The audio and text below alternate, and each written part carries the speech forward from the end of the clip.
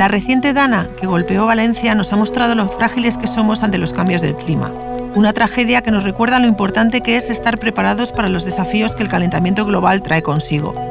En este podcast exploramos cómo el clima y la economía están conectados, desde nuestra histórica dependencia de la meteorología hasta los retos actuales para reducir las emisiones sin detener el crecimiento económico. Hablamos con Rafael Domenech, responsable de análisis económico de BBVA Research, sobre los modelos climáticos, los factores socioeconómicos que afectan al cambio climático y la importancia de políticas y consensos para construir juntos un futuro más sostenible.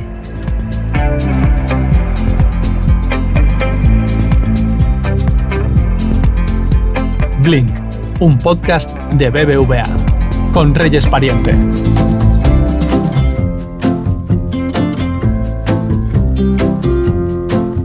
Hola Rafa, ¿qué tal? Bienvenido otra vez. Esto es un gustazo y además hoy vamos a hablar de temas diferentes, pero encantadísima de que estés aquí con nosotros. Pues como siempre el placer es mío. Vamos a hablar de clima, de cambio climático, de economía.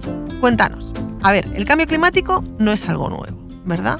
No, para nada. Sabemos que el clima ha cambiado a lo largo del tiempo y aparte de los estudios de paleoclimatología que se han ido haciendo, ¿no? Uh-huh. Desde hace ya unas décadas sabemos además que el clima ha cambiado gracias a los estudios que se han hecho de las muestras de hielo que se han ido tomando de la Antártida, ¿no? Estas muestras de hielo contienen pequeñas burbujas de aire que han atrapado la atmósfera de hace cientos de miles de años y nos permite analizar cuál era su composición en las condiciones climáticas de tiempos tan remotos, ¿no? Un proyecto muy importante es el que se ha desarrollado bajo el nombre de EPICA, ¿no? Que ha ido perforando el núcleo del hielo en la Antártida a más de 3.000 metros de profundidad, ¿no? Y esto tiene información de al menos los últimos 800.000 millones de años. Pero es que hay ahora algunas exploraciones más recientes que nos permiten remontar el estudio del clima, utilizando muestras también de hielo, a los últimos 2 millones de años. Por lo tanto, estamos hablando de una información muy rica para un periodo de tiempo pues muy extenso. Lo que está sucediendo ahora, estarás conmigo en que no es normal, ¿no? No va en la tónica habitual que nos cuentas. El calentamiento actual que se está produciendo ocurre en un periodo de tiempo que es extremadamente corto, ¿no? En el pasado hemos visto alteraciones del clima también muy importantes, pero en periodos que han llevado o que han ocurrido durante miles de años, ¿no? Y ahora este calentamiento que estamos observando ha ocurrido prácticamente en los últimos 150 años, uh-huh. un poquito menos, ¿no? Uh-huh. Y la principal causa que mediante estudios científicos se ha podido comprobar es que este aumento de la temperatura está asociado precisamente a la actividad humana, lo que se denomina causas antropogénicas, ¿no? Y esto se debe en especial a la quema de combustibles fósiles, petróleo, carbón, gas, también a la deforestación, ¿no? Y algunas actividades, por ejemplo, ganaderas, ¿no? Todo esto aumenta la concentración de gases de efecto invernadero, como por ejemplo el CO2. Luego también lo que sabemos es que a diferencia de los cambios naturales, como estos son mucho más rápidos, pues afectan también a los ecosistemas y a las especies que no tienen tiempo para adaptarse, ¿no? Lo que está poniendo también en peligro la biodiversidad. Además, este nivel actual de CO2 en la atmósfera es el más alto en los últimos 2 millones de años, uh-huh. ¿no? Que tenemos registros, como comentaba antes, sí. Y desde luego es el más alto y es el que está asociado a actividades humanas, ¿no? ¿Y qué evidencia tenemos de que la temperatura del planeta está realmente aumentando? La más reciente es la que hemos podido ir recopilando a través de estaciones meteorológicas y de satélites, ¿no? Hoy en día los satélites, por ejemplo el Copernicus, ¿no? que es un satélite europeo, permite, ¿no?, medir la superficie de la Tierra con mucha precisión. Y esto, ya digo, ¿no?, a través o bien de estaciones meteorológicas o de satélites lo venimos haciendo de los años 70, ¿no? Luego también vamos midiendo la concentración de los gases de efecto invernadero, ¿no?, a través de estas estaciones meteorológicas, ¿no? Y lo que hemos visto es que la atmósfera alcanzó el máximo de concentración en el año 2023. Cuando comparamos con esas muestras de hielo, es con diferencia el nivel más alto de concentración de CO2, pero también de otros gases de efecto invernadero en los últimos 2 millones de años, ¿no? Y es esta concentración la que correlaciona, la que está directamente relacionada con el aumento de la temperatura global. ¿Y qué consecuencias podríamos esperar de este aumento de temperaturas? Que el aumento de la temperatura global pues hace que sean más frecuentes los fenómenos climáticos extremos y además que aumente su intensidad. No solo es que ocurren más veces, sino que cuando ocurren con más intensidad. Esto pasa, por ejemplo, con las olas de calor, con las tormentas, con los huracanes, con las inundaciones y también con las sequías, ¿no? El ejemplo más reciente que hemos tenido es lamentablemente la Dana de Valencia, ¿no? Sí, como resultado del calentamiento del mar Mediterráneo, que además está siendo más rápido que el del conjunto de la atmósfera. Esto, pues el riesgo es que esta severidad del clima, que sabemos que en la historia de la humanidad pues también ha sido importante porque ha desplazado comunidades, ¿no?, población de unas geografías a otras, bueno, pues puede que sea todavía más importante en las próximas décadas, ¿no? Afecta la disponibilidad de recursos esenciales como el agua, como los alimentos, la producción agrícola, ¿no? Y todo esto pues puede desencadenar conflictos y migraciones masivas, ¿no? También vemos una pérdida de la biodiversidad y cambios en los ecosistemas, ¿no? O sea que por lo tanto hay muchos efectos, ¿no?, que directa o indirectamente nos pueden condicionar a nosotros, al conjunto de la humanidad, ¿no? Pasemos ahora, si te parece, a la relación del hombre con el clima. Cuéntanos, ¿por qué es tan importante predecir el clima tanto a corto como a largo plazo? Bueno, las predicciones del clima han sido muy importantes a lo largo de la historia de la humanidad, ¿no? Sobre todo cuando dependíamos mucho de la producción agrícola, ¿no? Esto nos permitía optimizar el uso del agua, saber cuándo las cuencas fluviales, por ejemplo, en el Nilo, pues se iban a desbordar, ¿no? A planificar las cosechas, a la preparación frente a sequías, inundaciones, etcétera, ¿no? A muy corto plazo, pues también lo que acabamos de ver con la Dana, ¿no? Las predicciones a corto plazo son muy importantes para tomar decisiones inmediatas, como decisiones de alerta, de seguridad, de planificar, ¿no? Cómo tenemos que responder, por ejemplo, con evacuaciones o con diferentes medidas de seguridad, ¿no? A más largo plazo también son muy importantes porque son las proyecciones que nos van a permitir poder ir desarrollando políticas para minimizar los riesgos y los costes de la adaptación, ¿no? Hay que preparar a la sociedad ante futuros cambios, ¿no? Y para eso pues es necesario el desarrollo de políticas públicas en base a estas proyecciones, ¿no? Por ejemplo, identificar cuáles son las regiones más vulnerables, ¿no? Aunque en general todo es vulnerable, pero hay unas regiones que pueden ser más vulnerables que a otras. Algo muy importante que también acabamos de ver con la Dana de Valencia, ¿no? Pues hay que planificar infraestructuras, ¿no? Construcción de estas infraestructuras para que sean resilientes al cambio climático, ¿no? Por lo tanto, como ves, todo lo que podamos proyectar, tanto a corto como a largo plazo, para poder responder, ¿no?, a estos fenómenos climáticos que cada vez son más frecuentes y más severos, mejor. ¿Cómo podemos anticiparnos y entender qué podría pasar con el clima del planeta en el futuro? Bueno, para eso la comunidad científica lo que ha ido haciendo es desarrollar, ¿no?, modelos y escenarios, ¿no? A partir de todos esos datos que hemos ido recogiendo sobre la composición de la atmósfera, sobre los cambios de temperaturas, etcétera. Entonces se han ido pudiendo construir modelos matemáticos que nos permiten simular cómo podría evolucionar el clima ante distintas condiciones, ¿no?, de esta concentración de gases de efecto invernadero, ¿no?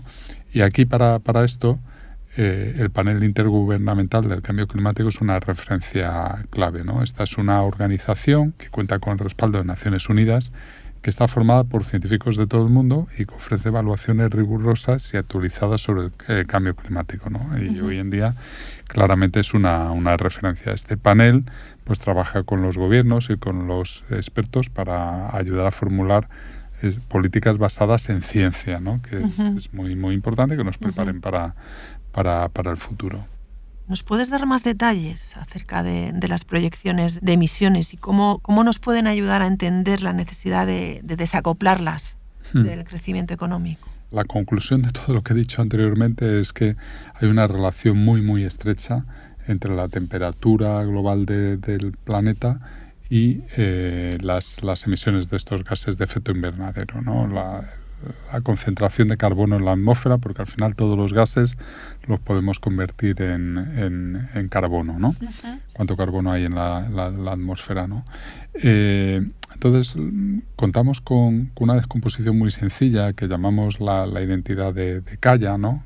Es un científico japonés, Kaya, que le dio el nombre a esta identidad, que lo que nos permite es descomponer todas las emisiones que lanzamos a la atmósfera al año en base a tres componentes. Por un lado, la población; por otro lado, el Producto Interior Bruto per cápita; y luego, por último, las emisiones por unidades de PIB. Todos estos tres componentes, cuando los multiplicas juntos, pues te da el volumen total de emisiones. Entonces, ¿por qué utilizamos esta descomposición? Porque como podemos tener buenas proyecciones de la población, ¿no? Sí. Por ejemplo, como las que hace Naciones Unidas, ¿no? Podemos tener también proyecciones o hacer distintos escenarios sobre cómo va a evolucionar el Producto Interior Bruto per cápita a nivel mundial.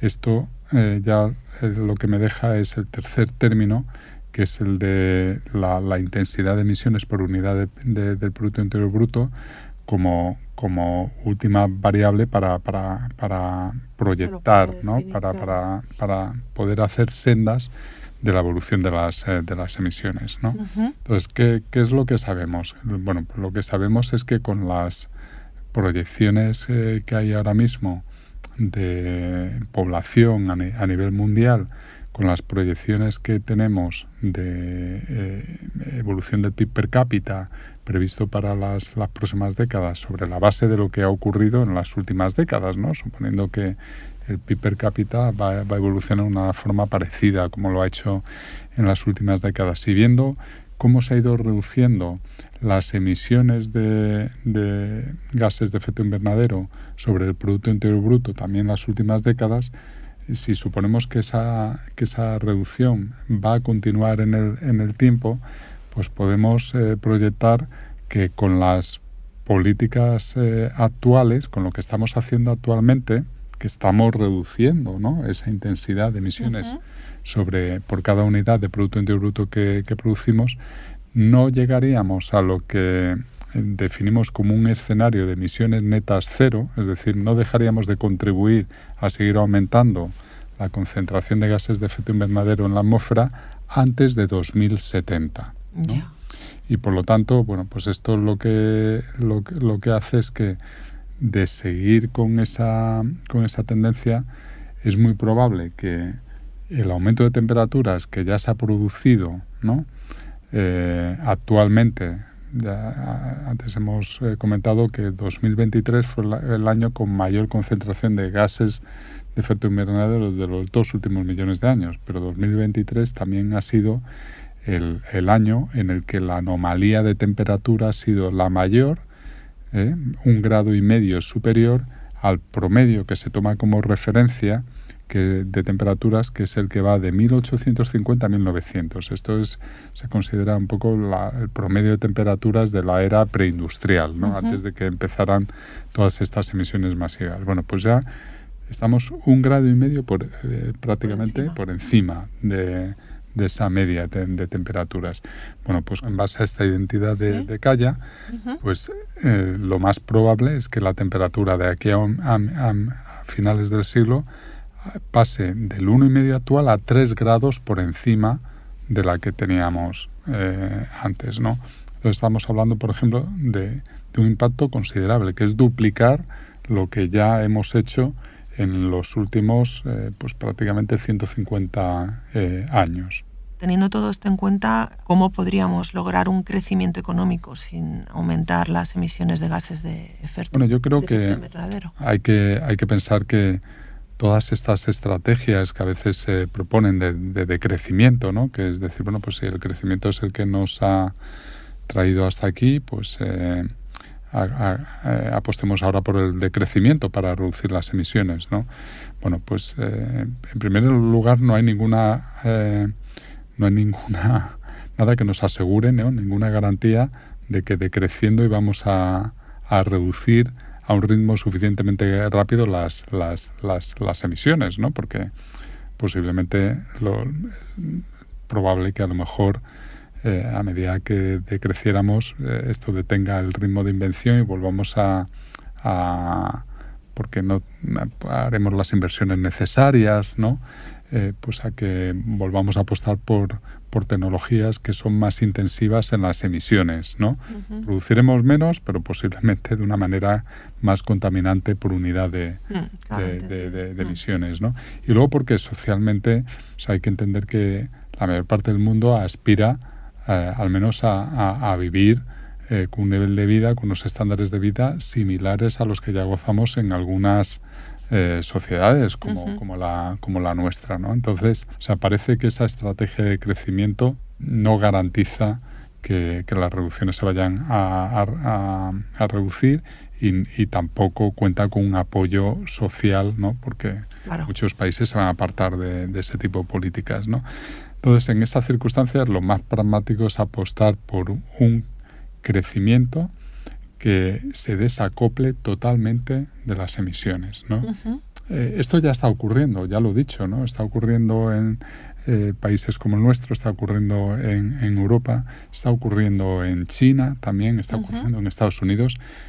Si cogemos a escala mundial y vemos cómo ha evolucionado el PIB per cápita en las últimas décadas y cómo ha evolucionado las emisiones por unidad de PIB producido, vemos que a medida que las sociedades se van haciendo más ricas, va disminuyendo la intensidad de emisiones por unidad de PIB. Lo que tenemos que hacer, por lo tanto, es intensificar, acelerar esa disminución para que en lugar de ocurrir más allá de 2070, ocurra mucho antes, a ser posible pues en 2050. Hay algunos países como China que ya se han comprometido a hacerlo en 2060, otros que como Europa o Estados Unidos, ¿no?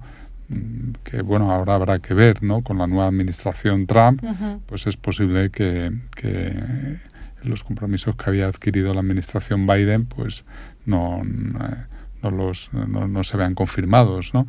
Pero bueno, hay una parte del mundo que está comprometida a acelerarlo a antes del 2070 y lo que tenemos que hacer es, mediante las tecnologías, ¿no? Mediante la innovación, mediante nuevos procesos técnicos que nos permitan, ¿no? Convencer a otros países de que esas tecnologías están disponibles y que pueden basar sus estrategias de crecimiento en base a emisiones cada vez menores. Es decir, que los países más atrasados no tienen por qué pasar por todo el ciclo que hemos hecho nosotros de aumentar las emisiones para luego tener que reducirlas. Ya pueden ir hacia las últimas tecnologías que son mucho más eficientes y que les permitirían aumentar su nivel de vida reduciendo las emisiones, ¿no? Es decir, apostemos por eso. Obviamente, una manera de incentivar esas innovaciones, ¿cuál es? Pues un poco la estrategia del palo y la zanahoria, ¿no? Es decir, el palo es castigar mediante imposición medioambiental las emisiones de gases de efecto invernadero y la zanahoria es dar subvenciones a todas estas inversiones en nuevas tecnologías que nos permitan acelerar la transición energética, ¿no? De esta manera podríamos conseguir que antes de lo que se prevé podamos, en la medida de lo posible, mitigar ese calentamiento global previsto, ¿no?, para las próximas décadas. Y teniendo todo esto en cuenta, ¿qué rol juegan las políticas y consensos sociales en esta lucha? Vamos a tener que apoyar políticas como los impuestos al carbono, impuestos al CO2, ¿no? Y por otro lado también incentivos a las energías renovables, ¿no? Claro, para todo esto es muy importante garantizar que esa transición energética es justa, ¿no? Vamos a tener que llevar a cabo políticas redistributivas, ¿no?, para asegurar que los costes de la transición y los beneficios se reparten de una manera equitativa en el conjunto de la sociedad. Esto es muy importante porque si hay colectivos suficientemente amplios que se sienten perdedores, pueden manifestarse en contra de la transición energética y por lo tanto retrasarla, ¿no? Entonces va en el interés de todos que todo el mundo sienta que son beneficiarios, ¿no?, de esta transición energética, ¿no? Este concepto de justicia social, de participación pública, pues es muy importante, ¿no?, para fomentar la responsabilidad y ese consenso político del que hablabas. ¿Qué podemos hacer como sociedad para afrontar el cambio climático y construir un futuro más sostenible? Bueno, es muy importante porque este es el mundo que le vamos a dejar a las futuras generaciones, ¿no? Es decir, que es muy probable, ¿no?, que tú y yo, que estamos hablando de esto, aquí, de la importancia que tienen todas estas políticas, pues no vamos a ver los efectos, ni en términos de coste ni en términos de beneficios a finales de este ciclo, ¿no? Pues por lo tanto, sin embargo, nos corresponde a las generaciones que estamos viviendo ahora, pues promover políticas que fomenten el uso de las energías renovables y que reduzcan las emisiones, aunque no vayamos a ver los efectos a corto plazo. Hay que incentivar la investigación, el desarrollo de tecnologías limpias y sostenibles. Lo hemos visto a lo largo de las últimas décadas, cómo el precio de algunas tecnologías ha caído, ha picado, y que algo que hace solo unos años nos parecía inconcebible, hoy en día es asequible y hace que los precios sean competitivos, ¿no? Pues por ejemplo para la producción de electricidad con paneles fotovoltaicos, ¿no? Y todo esto es fruto de la investigación, ¿no?, y del desarrollo de esas tecnologías.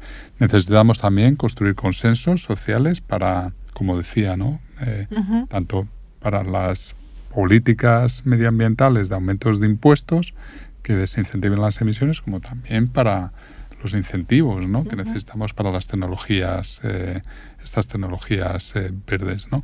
Y luego, en la medida de nuestras posibilidades, pues todo lo que podamos hacer a nivel individual, no solo colectivo, para aplicar prácticas sostenibles, ¿no?, y que reduzcan nuestra huella medioambiental, ¿no? Pues no solo en forma de reciclaje, ¿no?, sino también pues el pensar, ¿no?, cada vez que nos movemos o que calentamos nuestra casa o la enfriamos, ¿no?, con aire acondicionado, qué tipo de energía estamos consumiendo y si podemos reducir todo lo posible nuestra huella de carbono.